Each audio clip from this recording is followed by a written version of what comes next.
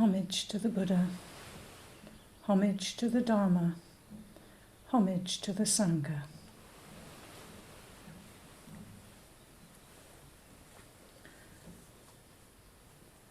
So this talk comes at the end of a week-long retreat, looking at the teachings embedded within the ceremonies of Jukai.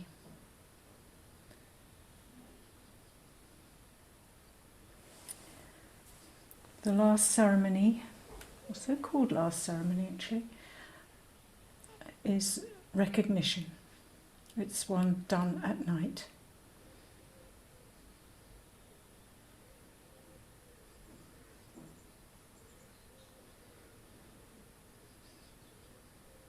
Intended to bring all those present more within, rather than engaging the senses of the sense particularly of seeing, but it's engaged also, obviously. Now I wanted to tell you about two scrolls that are that depict in graphic form the beginning and the going on, the becoming, the coming Buddha.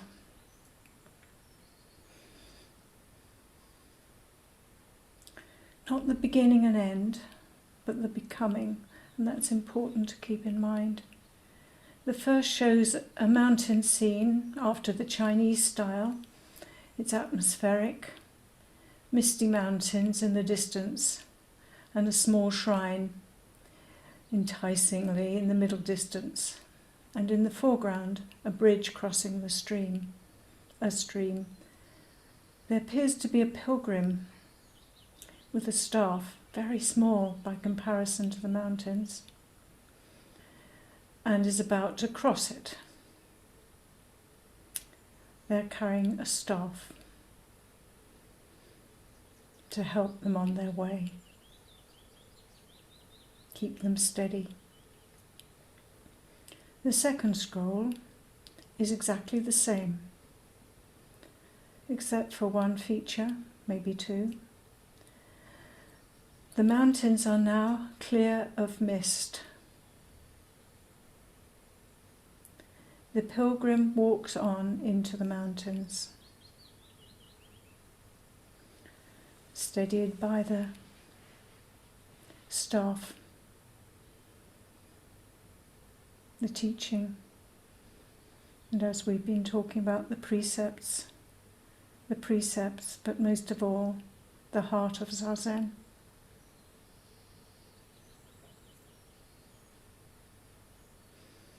Talked quite a lot about the senses this week, in particular the sense of hearing. And we've listened to the symphony of the birds in the mornings, or we've heard the symphony of birds. So as one goes on, doing one's best to refrain from filling up via the senses, simply refraining from reaching out via the senses, the eye, the ear, the nose, the tongue, our entire physicality, and our minds. Allowing sights, sounds, smells to come to us. Allowing mind to simply receive. All that you need will come to you, or rather, not need, but truly are. That will come to you. There are 6 senses listed in Buddhism, and the mind, I believe, the word alaya, 2 words, alaya vijnana came to mind, but I'm not too sure whether that, I think it refers to mind. The mind as a coordinates the other 5 senses. Now the intellect has its place undoubtedly, and takes its place and a significant place. We shouldn't decry or even hold up as, what's the word I'm looking for, primary. We'd certainly be lost without our ability of the intellect. Now all the senses know how to function without our help, including the mind. Another way of saying not to reach out. Our minds knows how to think. Our eyes know how to see. Our ears know how to hear. So the message is, refrain from going out, seeking after, refrain from grasping, clutching at things.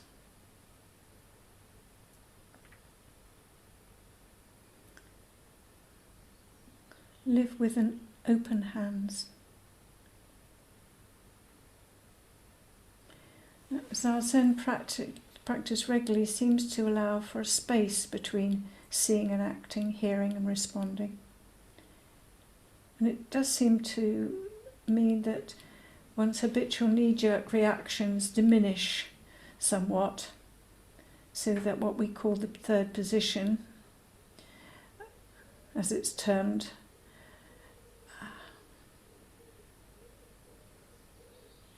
has a fighting chance to not kick in.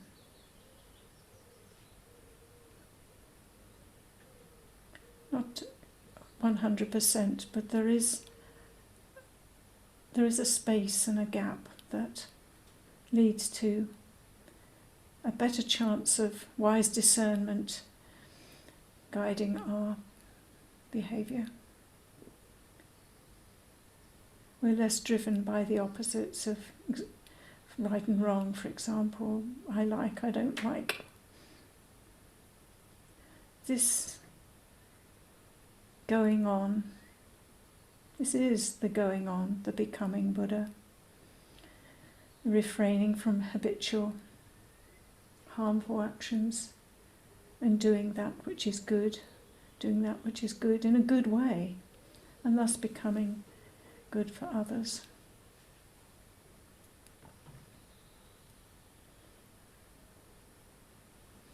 The mist in the scroll has dissipated. Our senses receive the mist or the thin veil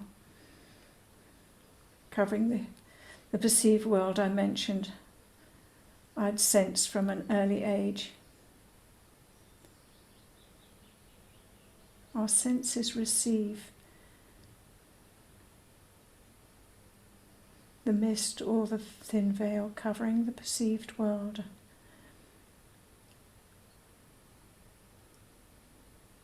It dissolves, melts of itself. Could call that delusion or illusion, dissolves and melts.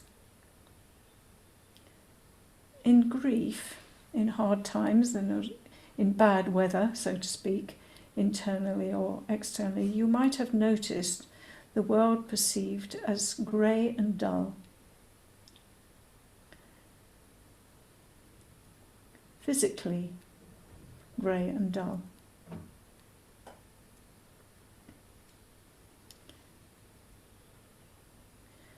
Literally, once vibrant, colours, sounds, taste, even touch is covered over, although at the time one doesn't really know. This does happen in grief. I can attest to that.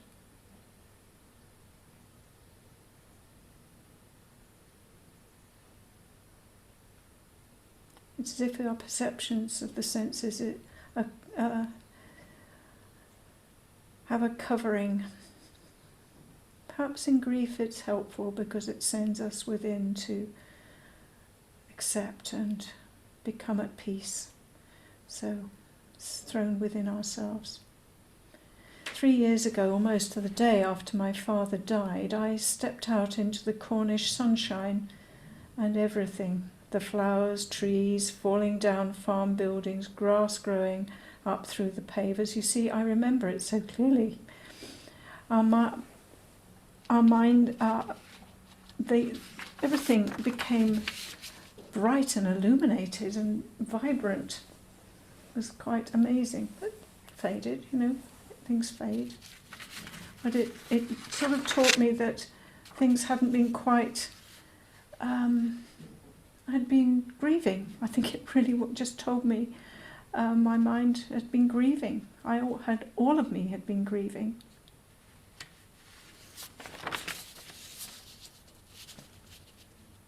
However, in grief, so with our, in quotes, bad weather of our minds, or the poor weather of our external circumstances that we find difficult, inwards exclusively is not where we stay permanently.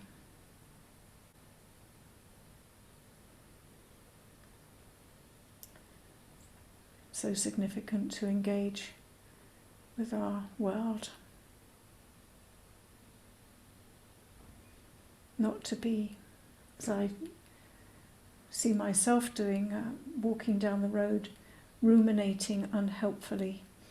And that usually means that I've got my eyes cast downwards on the tarmac. And when I lift up my eyes to the moors and the sky,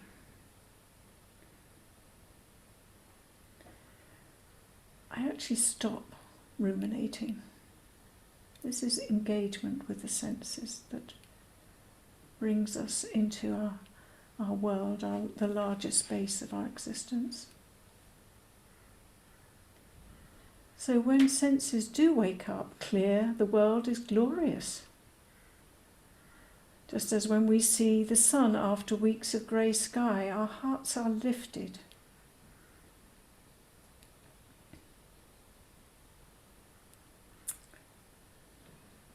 In and out we go, on and on, going on, becoming. Nothing lasts forever, and this is not a subject matter for despair. It is a subject to rejoice. Nothing lasts. Good one to remember. And yet, fundamental truth that comes into us doesn't. It doesn't fade away. It is permanent. No matter the appearances. We can be fooled by appearances, can't we? During the ceremony, my precepts teacher was giving me a private lecture, and they said, Mugō, remember, everybody has a good heart for you. My immediate thought was, is there a problem? And then it stayed with me, that teaching, as I'm repeating it now, obviously it stayed with me. And indeed, everybody does have a good heart for you and us, irrespective of appearances, which can be overwhelmingly to the contrary, quite often. We share the same enlightened heart. How could we not have a good heart for one another if reached into?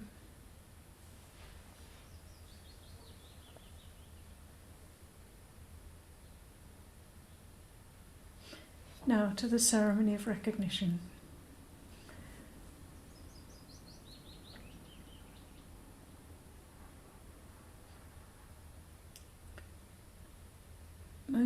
Most statues of Buddhas and Bodhisattvas are seated on a lotus blossom lotus blossom symbolising enlightenment. The altar at Throstle is large, as is the statue, seated on a lotus blossom, or termed a lotus throne. Your statue on your home altar, if it's a Buddha, may be the same. Buddha sat on a lotus throne. In a way, your altar represents your seat, your place, your sitting place. Whilst it isn't, in terms of everyday life, the sitting place within is not a place.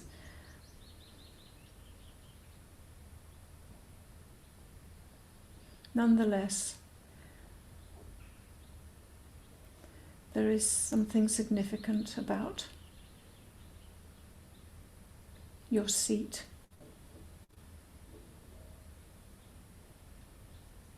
Your sitting place, the place to which you return. That's the significance of your sitting place. You keep on going back to it, or onto it.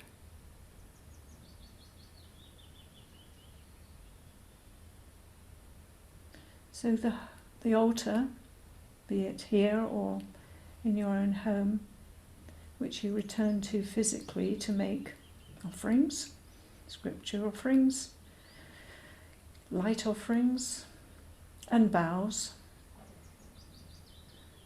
and just connect with.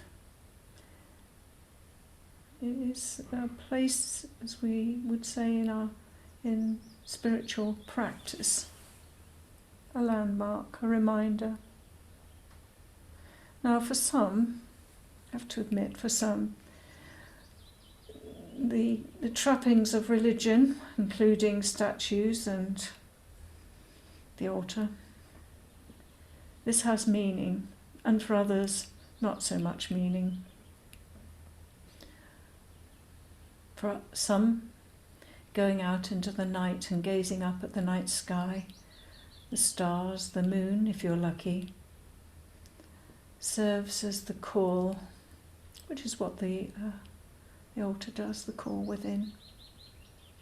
So some people are more devotional, others not so. The night sky can call us to move to quiet just as much as an altar. With the iconography of Buddhism. I once said to Reverend Master Daisui, you know, Reverend Master Daisui, I think I'm devotional in spite of myself. And also, I appreciate going for a walk in the at night during the winter and being out in the inky blackness. It has a way of quietening me down in the evening. In the offertory, in the mornings, I say about, may we all ascend the brilliant altar and realise the truth. May we ascend the brilliant altar and realise the truth together with all beings.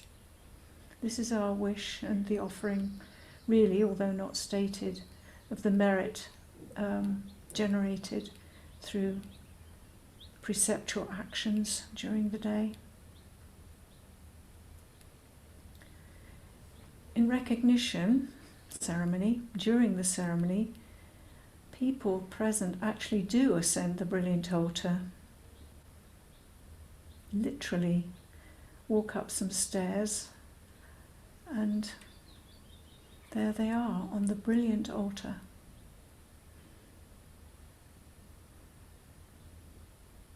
There is baby, fledgling Buddhas. The ancestors represented by the three abbots who've been with you all through the week, representing Shakyamuni Buddha, Samantabhadra Buddha, Bodhisattva rather, unconditional love, and Avalokiteshvara, compassion or all acceptance.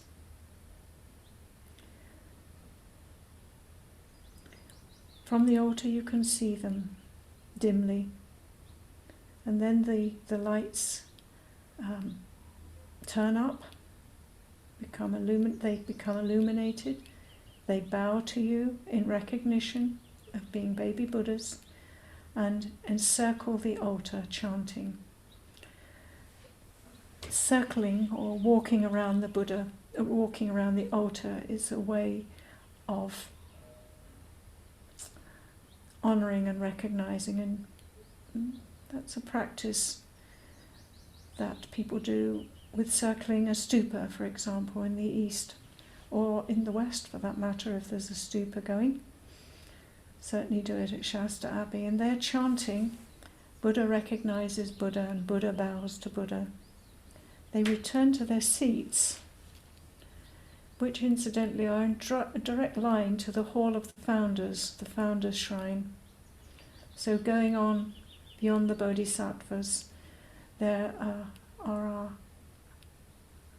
ancestors of our lineage, our transmission line, those which you have been joined onto on the Keji Miyaku,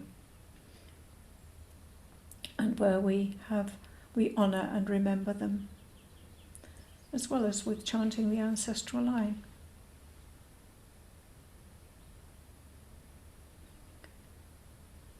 In faith, the founders, our founder, our spiritual ancestors, our spiritual family, are always present if dimly known.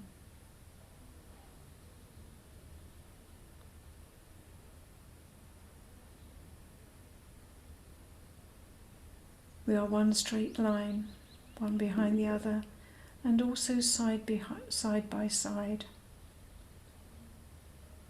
As somebody mentioned the other day on our tea, their ancestors were present in the room, helping them.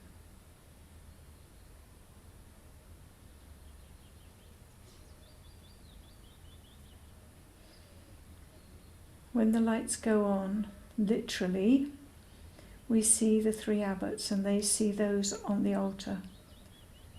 Do you hear the word see? Baby Buddhas see Buddhas and ancestors see baby Buddhas. And that's not the end of the ceremony by far. However, I'll not go further with the description. I'd not want to go there, and I think those who have been to Jukai may know why. This might sound mysterious, but actually, no, it involves the faculty of hearing. Hearing sounds, hearing bells. Just as we've been hearing bells and sounds all through the week. But in celebration, I was reminded about how after a wedding in a Christian church, the bells ring out in celebration. There's something about bells, church bells, any bells really,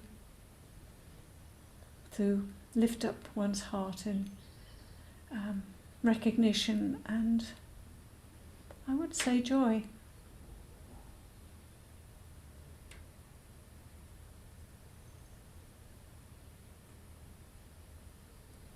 Back to the senses again.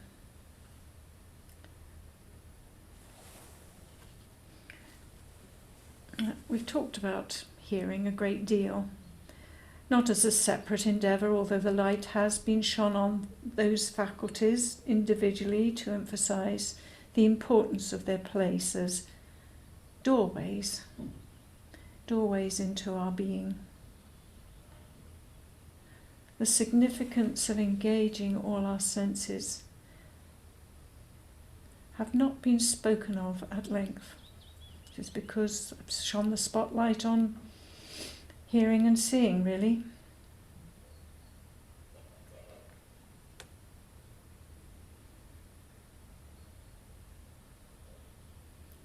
I've used poetic language this week, flowery language, which for some may send the intellect into a less dominant role, or others into a tizzy. Just depends. Some people can go with the poetry and others not, and that's just fine. I said to one of the novices yesterday, well, did you get the message from that talk? Get on with it, wrapped in a bunch of flowers. I do inject some humour into life. But the life of training, while seeming prosaic, is underpinned and underlaid and overlaid with flowers, joy.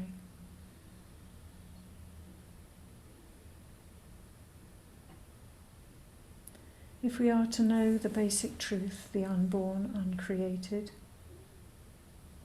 not a thing, obviously, I'll not shy away from using those terms. Our senses, we need to be fully engaged, not grasping.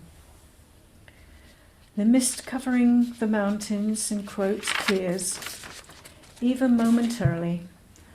And that's been described by some of you this week, coming from the past in India, during the retreat, during other retreats. There are times when we wake up.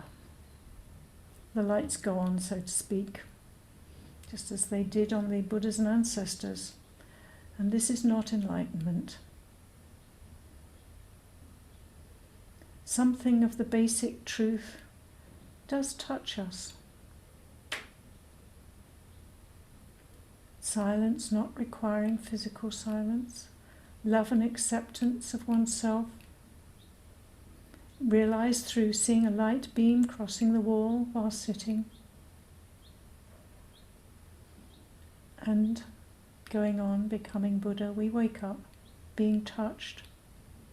There is going on endlessly.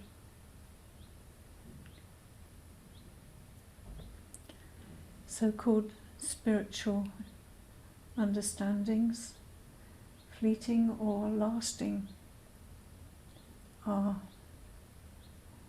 not to be dined out on, held on to. And oftentimes it's quite good to relate them with a view to letting them go, because these things are so profound and change one's life. I'm going to read you a description that comes at the end of Rev Master Harrio's article, Truth of Being. It's in poetic language and points to the whole path, really. And it's an act of imagination, so switch on your imagining mind's eye. This is Rev Master Harrio from his writing. Comes right at the very end of a long article. Imagine a king in dreamless sleep. Although not conscious of anything, this does not change the reality of his being a king. He is simply unaware of it. This is comparable to the state of ignorant non-duality, and he refers to this during the talk, the article. Suppose he begins to dream that he is a servant. Again, the reality of his being a king is unchanged, but experience his dream as a real existence. He thinks he is something, and this is important, he thinks he is something that he plainly is not. This is comparable to the state of duality. Should you wake up, he will then remember with clear certainty that he is a king. He will no longer think he is something that he is not. This is comparable to the state of illuminated duality,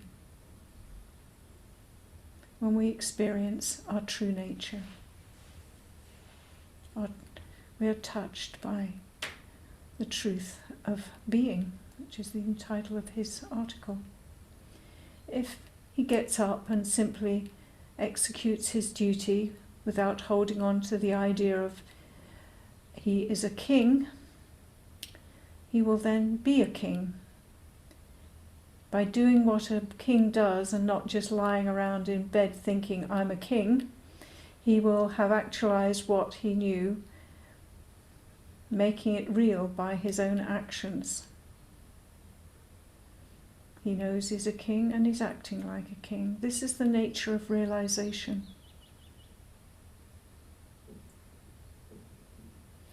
The knowledge that he is a king may come to mind throughout the day.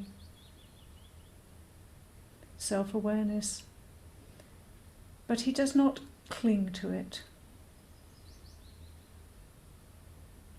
He does not need to remind himself of what he is to be able to act. By dropping the idea of what he knew he was able to unite with it,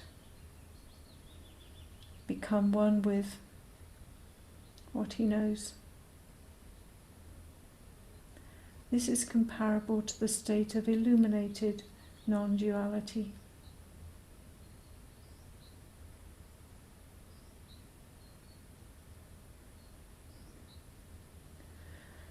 There's another paragraph after this one, but I'm not going to read it, and I'll leave you with the image of the king, asleep, believing he's a servant, waking up, getting out of bed, walking on and getting on with his life.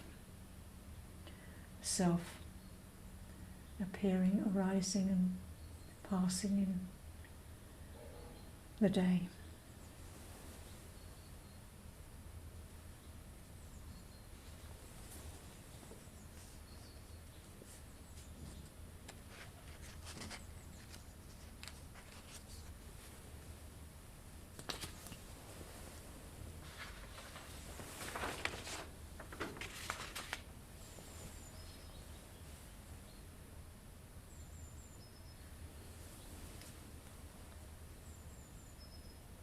Here's a message, something written by Kaho Zenji years ago that appears in the front of a copy of the Kyoju Kaimon.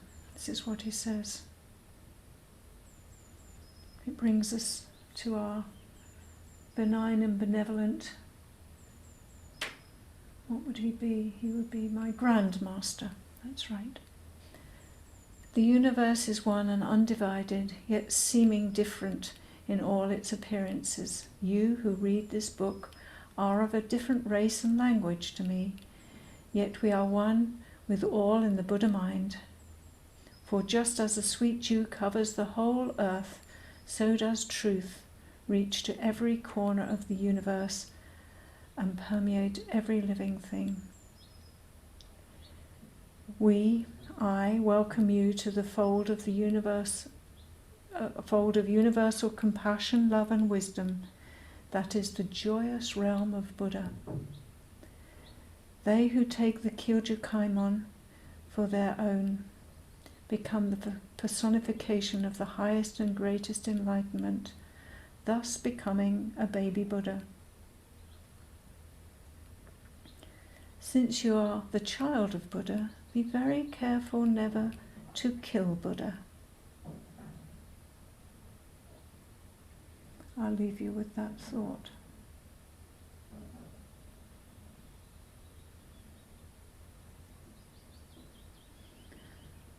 And I have something to say directly to those who have been on this treat.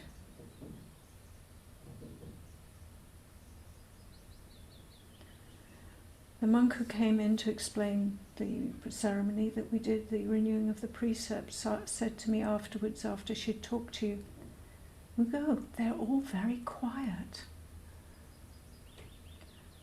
And even through the screen, there is the sense of quiet that comes as that we've sat together. We might find our modern technologies somewhat prosaic and get caught up in the prosaic nature. There is, however, the bunch of flowers. You might say flowery language, the call to faith and to something deeper than our intellect. And that's been demonstrated again through the open engagement of a number of you, both silently and through words. You have trusted and spoken openly in intimate and delicate ways. You might say your hearts indeed have opened and trusted to the ears of those who you've sat with.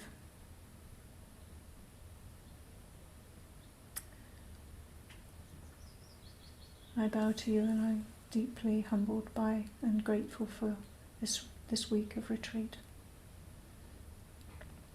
Homage to the Buddha, homage to the Dharma, homage to the Sangha.